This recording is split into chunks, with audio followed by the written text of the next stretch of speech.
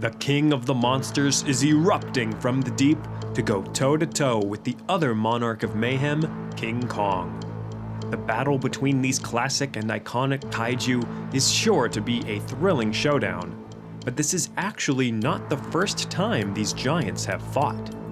Back in 1962, King Kong vs. Godzilla was a smash success and paved the way for numerous giant monster battles for years to come. Let's explore a brief history of the Kaiju Kings. While the radioactive saurian may be the most internationally popular of the giant monsters, with 32 films to his credit, the supersized gorilla Kong has been around for almost 2 decades longer. In fact, 1933's King Kong was among the first films to feature a monster of giant proportions, if you discount films such as 1925's The Lost World. King Kong, with its conceit of prehistoric meets Art Deco modern, became such a cultural cornerstone that it was admitted into the National Film Registry for preservation. King Kong was dreamed up by adventurer producer Marion C. Cooper, but he was brought to life by the stop-motion legend Willis O'Brien, whose ingenuity inspired filmmakers all over the world about the possibilities and profits in sci-fi and fantasy. However, the stop-motion technique, while stunning to behold, was expensive, and it was difficult to find studios willing to invest. O'Brien wrote many scripts, but many were turned down by executives. By 1961, O'Brien had a script for King Kong vs. Frankenstein, a rather one-sided showdown in all honesty, but it somehow made its way to Toho Studios producer Tomoyuki Tanaka. Across the globe, Japan was rebuilding after the fallout of World War II. The dangers of nuclear weapons greatly influenced the culture, leading to the creation of the nuclear-powered Godzilla, or Gojira, which roughly means gorilla whale, in 1954. Godzilla is considered Japan's first kaiju film and coined the term as a genre. Godzilla was an iconic cultural phenomenon, breathing atomic blasts and destroying cities in his wake.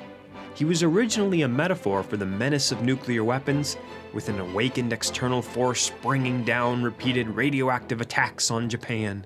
Think about how Godzilla raids Tokyo on a nightly basis, and is awakened by a hydrogen bomb test, like the kind the US executed on Bikini Atoll, poisoning nearby Japanese fishermen. But that narrative shifted in sequels, with Godzilla becoming an anti-hero, protecting Japan from threats both domestic and alien. Godzilla had been pitted against the Ankylosaurus Anguirus in his sequel, but when King Kong vs. Frankenstein made it to Tanaka's desk, he knew who to pit Godzilla against next.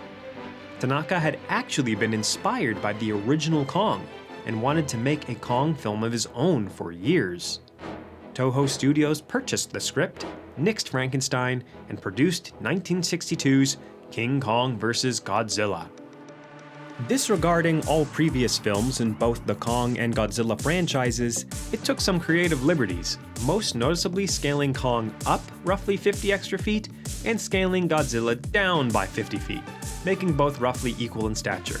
It was also notably the first film to feature either monster in color. On a sparsely inhabited island, a narcotic berry is discovered, causing a corrupt pharmaceutical company to send a team to collect the berries, as well as a supposed god that protects the island. This god is King Kong, who is successfully captured and transported back to Japan. Meanwhile, the polar ice caps are melting, causing giant icebergs to float south, making the shores off Japan treacherous. While investigating the icebergs, scientists discover Godzilla trapped inside. But not for long. He breaks free and heads towards the mainland, just as Kong arrives. Regardless of any plot holes, the payoff is these two titans facing off in a battle for supremacy. While both the previous Kong and Godzilla films were treated with a serious tone, this installment is actually comical. Perhaps a nod to the absurdity of the premise, but that's partly why it's such a pragmatic piece of entertainment. People can discuss the metaphors and themes all day long, but at the end of the day, giant kaiju fighting is just plain cool. The film was the most successful installment in the original Showa-era Godzilla franchise, and from that moment on, fans couldn't wait to see what oversized beast Godzilla would face this time. Toho Studios took what worked about King Kong vs. Godzilla and ran with it for decades, and now the two have returned once again to duke it out like they did before. O'Brien unfortunately passed away around the time of its release, and so he never got to see the kaiju genre evolve.